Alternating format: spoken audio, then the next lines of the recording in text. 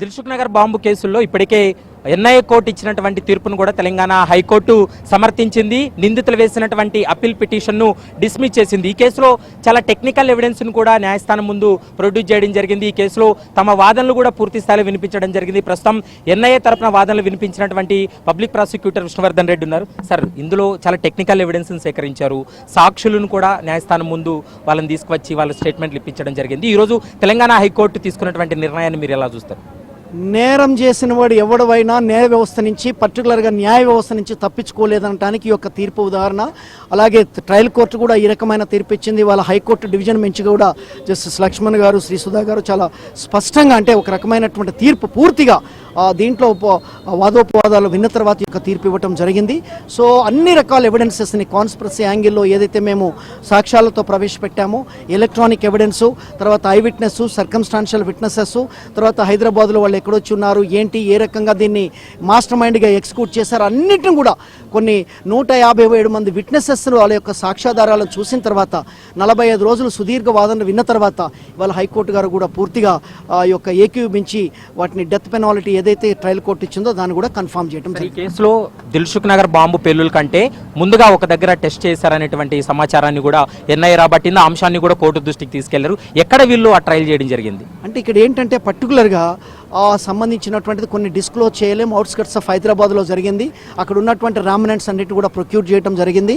సాక్ష్యాధారాలతో తర్వాత ఏదైతే సెర్చ్ అండ్ సీజర్స్తో తర్వాత ఎక్యూజ్డ్ కన్ఫెషన్ మీద అక్కడికి పోవడం జరిగింది. రకరకాలైనటువంటి సాక్ష్యాలు, ఎందుకంటే కొంత ప్రొటెక్టెడ్ విట్నెస్ ఉన్నారు కాబట్టి we can't reveal identity.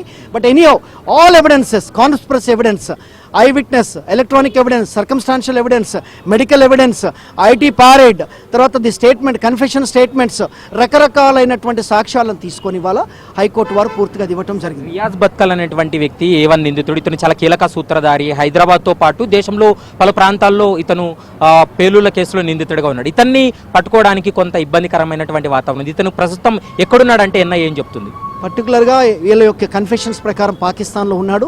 NIA national investigation agency is a very premier investigation agency at the national level కాబట్టి ఖచ్చితంగా అతను ఆ దేశంలో నుంచి బయటకు వస్తే ఎప్పుడైనా పట్టుకునేటువంటి పరిస్థితి ఉంది. ఎందుకంటే పాకిస్తాన్ అనేది ముఖ్యంగా ఇట్స్ ఎలియన్, మనకు శత్రు దేశం కాబట్టి, ఫ్రెండ్లీ కంట్రీ కాబట్టి వాళ్ళు కోఆపరేట్ చేయట్లేదు.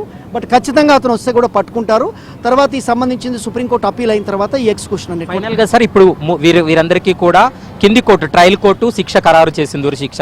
ఇది ఎగ్జిక్యూట్ చేయడానికి ఏంటి నామ్స్ ఏంటి? వీళ్ళు ఒకవేళ సుప్రీంకోర్టులో సవాల్ చేసినట్లయితే ఎట్లా ఉండబోతుంది? సుప్రీంకోర్టులో అప్పీల్ ఫైల్ చేసిన తర్వాత అప్పీల్ మొత్తం పూర్తయిన తర్వాతనే దీన్ని ఎగ్జిక్యూట్ చేయడం జరుగుతుంది. కాబట్టి సుప్రీంకోర్టు అప్పీల్ ఎగ్జాస్ట్ కావాలి. సో ఇది కొంత టైం పడుతుంది. హైకోర్టులో కూడా కొంత టైం పట్టింది.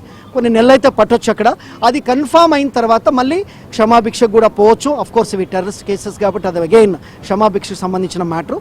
తర్వాత దానికి పట్టి మళ్ళీ అది కనుక ఎగ్జాస్ట్ అయిపోతే ఏదైతే ట్రయల్ కోర్టు ఇచ్చిందో, ఎందుకంటే హైకోర్టు కూడా కన్ఫర్మ్ చేసింది కాబట్టి 2 honourable judges it will be implemented. అప్పీల్కి వెళ్ళడానికి ఎంత సమయం ఉంటుంది సార్? 90 డేస్ ఉంటుంది. 90 డేస్లో ఫైల్ చేసుకుంటారు. ఇప్పుడే మీరే చెప్తున్నారు, ఎక్యూజ్డ్ కూడా చెప్పారు అప్పీల్ ఫైల్ చేస్తామని. అది అయిన తర్వాత డిసైడ్ అవుతుంది. రైట్. ప్రస్తుతం అయితే మాత్రం తెలంగాణ హైకోర్టు అయితే మాత్రం కీలకమైనటువంటి తీర్పును వెల్లడించింది. ఇప్పటికే ఈ కేసులో ప్రధానంగా మనం గమనించినట్లయితే నిందితులకు వ్యతిరేకంగా చాలా ఆధారాలు సేకరించడం జరిగింది. ముఖ్యంగా 90 రోజులు వీళ్ళు అప్పీల్ చేసుకోవాల్సి ఉంటుంది.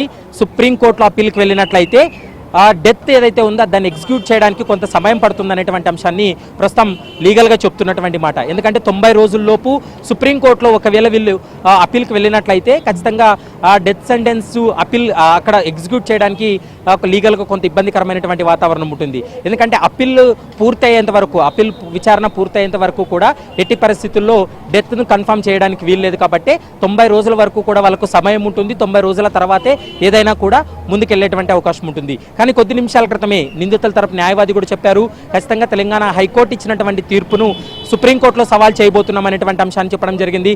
మరోవైపు ఈ 5 మంది నిందితులు కూడా దేశంలో పలు ప్రాంతాల్లో వీళ్ళు పేలుళ్ల కేసులో నిందితులుగా ఉంటున్నారు. మరోవైపు చాలా అంటే పేలుళ్ల కేసులతో పాటు వీళ్ళు దేశంలో చాలా ప్రాంతాల్లో ఈ విధంగా వీళ్ళు పేలులకు పాల్పడంతో పాటు కేసుకు సంబంధించినటువంటి అంశాలన్నింటినీ కూడా పూర్తి స్థాయిలో విచారించిన తర్వాత ఈ కేసుకు సంబంధించినటువంటి అన్ని వివరాలు, టెక్నికల్ ఎవిడెన్స్, సాక్షుల యొక్క స్టేట్మెంట్ల ఆధారంగా చేసుకొని ట్రయల్ కోర్టు ఏదైతే ఎన్ఐఏ కోర్టు ఉందో ఆ కోర్టు కీలకమైనటువంటి తీర్పును కూడా వెల్లడించినటువంటి పరిస్థితి అయితే స్పష్టంగా కనపడుతుంది. కాబట్టి ఈ కేసులో మాత్రం పూర్తి స్థాయిలో విచారించిన తర్వాత ట్రయల్ కోర్టు ఇచ్చినటువంటి తీర్పు కాపీని పరిశీలించిన తర్వాత మరోవైపు ఎన్ఐఏ పబ్లిక్ ప్రాసిక్యూటర్ యొక్క వాదనలకు ఏకీభవించిన తర్వాతే నిందితులు వేసినటువంటి అప్పీల్ పిటిషన్ను తెలంగాణ హైకోర్టు డిస్మిస్ చేసింది.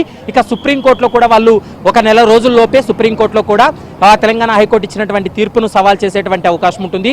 ఒకవేళ 3 నెలల లోపు అంటే 90 రోజుల లోపు వాళ్ళు అప్పీల్ గిన వేయకపోతే మాత్రం 90 రోజుల్లో కోర్టు తెలంగాణ హైకోర్టు కీలక నిర్ణయం తీసుకొని వాళ్ళకి ఏదైతే శిక్ష ఖరారైందో, ఉరిశిక్ష ఖరారైందో దాన్ని ఎగ్జిక్యూట్ చేయడానికి మరోసారి ఆదేశాలు ఇచ్చేటువంటి అవకాశాలు అయితే స్పష్టంగా కనపడుతున్నాయి.